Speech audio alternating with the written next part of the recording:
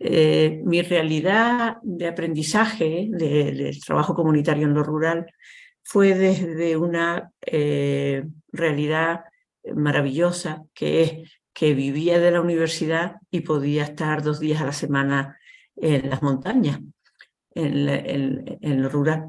Entonces, aprovechando los recursos universitarios. Eso es uno de los elementos que quiero hacer incidencia.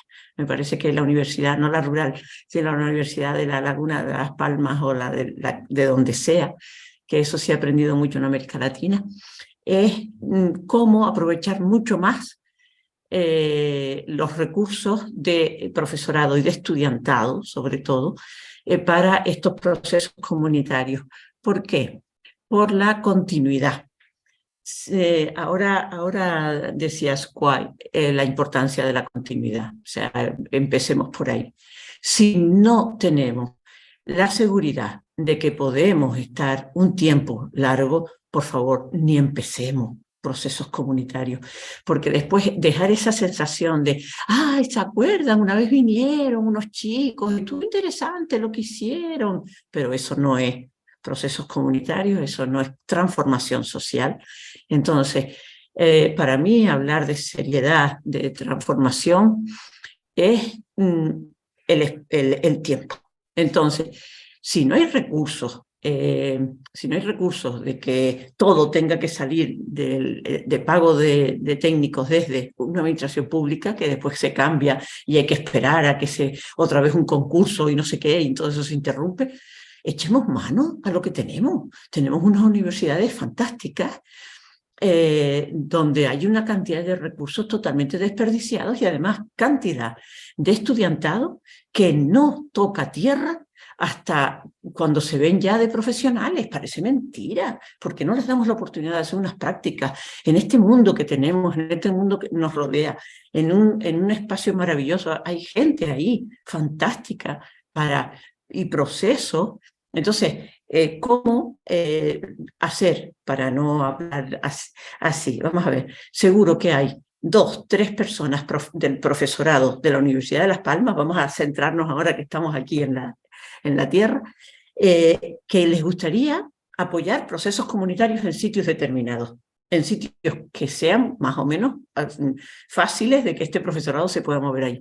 Y ese profesorado lleva consigo a alumnado.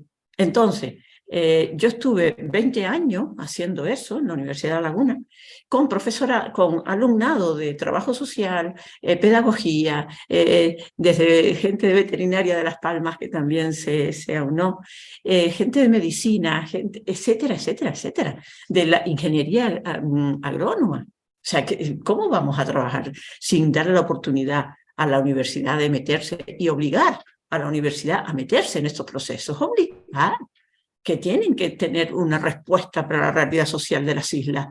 ¿Sabes? Que las estamos manteniendo. Entonces, como lo de obligar es medio complicado, ¿por qué no nos buscamos a 2 o 3 personas de distintas facultades que seguro que estarían dispuestas a hacer ese seguimiento? Entonces, no es quitarle el trabajo a gente y pagar, evidentemente, pero hay periodos en que no hay gente pagada para estar ahí. Y ese proceso se pierde, y eso es peligrosísimo para procesos comunitarios. Entonces, eso le quiero hacer hincapié. Si quieren saber más de cómo se puede organizar, etcétera, etcétera, estoy a completa disposición. ¿De acuerdo? Entonces, quería hacer hincapié en lo de la continuidad. Y hay recursos, hay recursos. Otra de las cosas que quiero, porque, bueno, en lo de la continuidad, en mi experiencia es que antes de 7 años de un proceso no hay transformaciones profundas en ninguna comunidad. 7 años continuos. Son las que dé tiempo a que se entienda vivir de otra manera. Porque si no, son procesos que una serie de personas lo llevan, pero no hay una transformación profunda de esas comunidades. Entonces, para esa transformación, que ya no se entienda hacer las cosas de otra manera, eso es el objetivo de la participación, que ya no se entienda hacer las cosas, que no se permita que gente de fuera tome las iniciativas por las personas que conviven, etcétera. Para esa transformación son 7 años. Entonces, eso no se consigue con un proyecto de pagarle 6 meses a un dinamizador social. Eso es casi medio peligroso, ¿vale? Bueno, pasemos a la otra cosa que también dijo mucho Azuquai, que es la integralidad. Todas las personas hablan de que hacer un trabajo transversal, integral, etcétera, etcétera. Pero ¿qué es eso? ¿Qué es eso? Que se pongan de acuerdo todas las concejalías, por supuesto, es una maravilla, no, en eso no voy a repetir la importancia, pero hay otra cosa más. ¿Cuál es la mentalidad de estas personas que se acercan a trabajar a un proceso comunitario, de tener esa integralidad en toda su acción, su decir, su entender, su escuchar? ¿Qué es eso de la integralidad, no?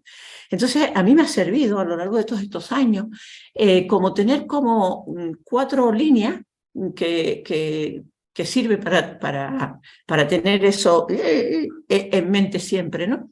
Que es como, además les he puesto las siglas, el SESE, SE, para que sea fácil de acordarnos, ¿no? La S primera son los saberes.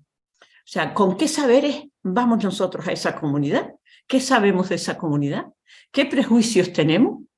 ¿Qué cosas nos parecen horribles y qué cosas nos parecen maravillosas?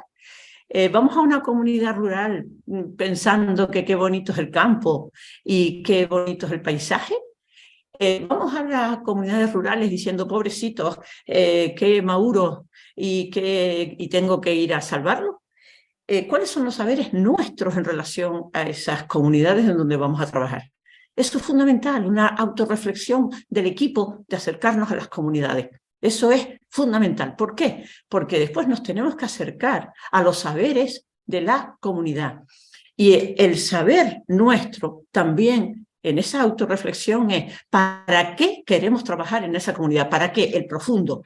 Aparte de que si la gente va con dinero es para ganarse la vida, vale, porque va a cobrar. Pero más profundo, el para qué. ¿Cuándo piensa esas personas que se acercan? ¿Cuándo piensa que tienen como éxito? Como decir, qué bien, ¿cuándo? Porque ese es el para qué.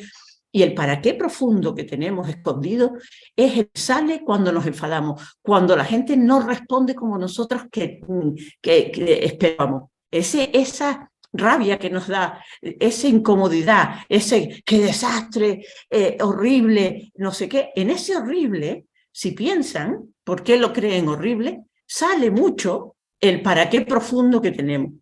Yo empecé, por ejemplo, para ponerles un ejemplo, yo empecé trabajando con mujeres, porque siempre parece que es más fácil, porque las mujeres como que tiras de una y salen en racimo, pero los hombres hay que irlos enamorando uno a uno. ¡Ay, madre! Bueno, pues lo más fácil siempre es trabajar con grupos de mujeres. Y claro, cuando empecé a trabajar, por mucho que yo por fuera dijera la importancia de estas mujeres, etcétera, etcétera, en el fondo, cuando hubo crisis, cuando hubo ahí conflictos para mí misma, me di cuenta que a lo mejor estaba trabajando para que se parecieran a mí o a las mujeres con las que yo vivía en otra realidad. Entonces, ¡ay, socorro! Ahí fue mi crisis existencial. Entonces, ¿para qué estoy trabajando, no? Y si quieren saber mi para qué después de todos estos años, es para que la gente, no solo del mundo rural, pero especialmente en el mundo rural, es que tengan mayor capacidad de elección. Nada más, nada más. La tragedia de los mundos y más de los rurales, de sitios pequeños, de sitios con unos estigmas históricos, es que no hay capacidad de elección. Ni pueden elegir a qué dedicarse, ni pueden decidir a qué, cómo vivir, ni cómo accesos a la educación, etcétera, etcétera. Entonces, no sé, todo, la capacidad de elección en lo chiquito y en lo grande. Ese es mi para qué del trabajo comunitario. Entonces, después la gente, eso me lo dijo una persona en Fuerteventura, que fue simpático la historia. Sí, yo estoy de acuerdo con lo de la participación, pero si después deciden cosas malas, entonces, claro, ahí te das cuenta, ¿no? De que para qué estamos trabajando en la participación, para que la gente sea buena y no sé qué, no sé cuánto, ¿no? Entonces, para mí, después de todos estos años, es que tengan mayor capacidad de elección en la vida, ¿no? Desde lo pequeño a lo grande. Entonces, después de ese saber para qué estamos, ¿cómo escuchar los saberes de la gente? Los saberes de todo tipo, los saberes de todo tipo. Y no solo lo que saben para atrás, sino lo más importante, ¿qué quieren saber? Y en ese saber, saberes individuales, porque hay que trabajar muchísimo con los saberes individuales, partir de los saberes individuales, como la primera intervención también comentaba, pero lo importante, en este caso ya de cohesión social, es qué se quiere para esta comunidad, qué se quiere para, qué sé yo, los saltos en este caso en Tenerife, los saltos de la Rotava, yo qué sé, de cualquier sitio, Anaga o cualquier sitio que se nos pueda ocurrir, o los altos de San Mateo, en Gran Canaria, o lo que fuera. ¿Qué quiere la gente? ¿Cuáles las posibilidades que ven por delante? ¿Qué quieren? Y entonces los saberes son saberes individuales. ¿Qué quieren saber más individualmente, como colectivo, etcétera, etcétera? Y también, ¿qué saben cómo construir un saber colectivo hacia dónde queremos ir? ¿Hacia dónde queremos ir? Ese es el saber a lo que me refiero, que muchas veces ha pasado, muchas de las circunstancias ha pasado por educación de adultos, pero con la idea de Freire, de partir de las realidades de la gente, etcétera, etcétera, ¿no? Pero cómo hacer ese proyecto, cómo la gente tiene que ser capaz de hacer un proyecto colectivo, pero eso es tiempo, profundidad, etcétera. La E del CSS que estábamos hablando, si la S son los saberes, la E es las emociones. ¿Cómo se siente la gente con la que trabajamos? ¿Cómo nos sentimos nosotros con ellos? ¿Cómo se siente el latir comunitario ahí? ¿Por qué? Porque el mundo rural, que no es ninguna cosa que vaya a descubrir yo ahora la pólvora, la gente proveniente del mundo rural ha estado estigmatizada y se tiene un bajo autoestima, no solo personal, sino comunitaria. ¿Sabes? Eso lo he vivido profundamente, tanto aquí como en muchísimos sitios. Es como cuando dices que vengo de no sé dónde, te dicen, ¡ay, sí! ¡Ay, qué interesante! ¿Verdad? ¡Ay, es bonito ese paisaje! Pero qué duro, ¿no? Vivir ahí. Bueno, la gente que tiene que salir de esos espacios para ir a estudiar, con qué lenguaje llega, con qué actitudes corporales, con qué actitudes de vida, con qué historias se llega para que te señalen. Eso ha sido el mago en Tenerife, el mauro en Gran Canaria, etcétera, etcétera, en todos sitios, el paleto. Eso, ¿cómo se está viviendo actualmente? ¿Y cómo lo afrontamos? ¿Cómo afrontamos el que la gente, hacemos una división tremenda entre la gente que dice estómago y la gente que dice estómago? ¿Cómo se arregla eso? ¿Cómo se trabaja la autoestima comunitaria?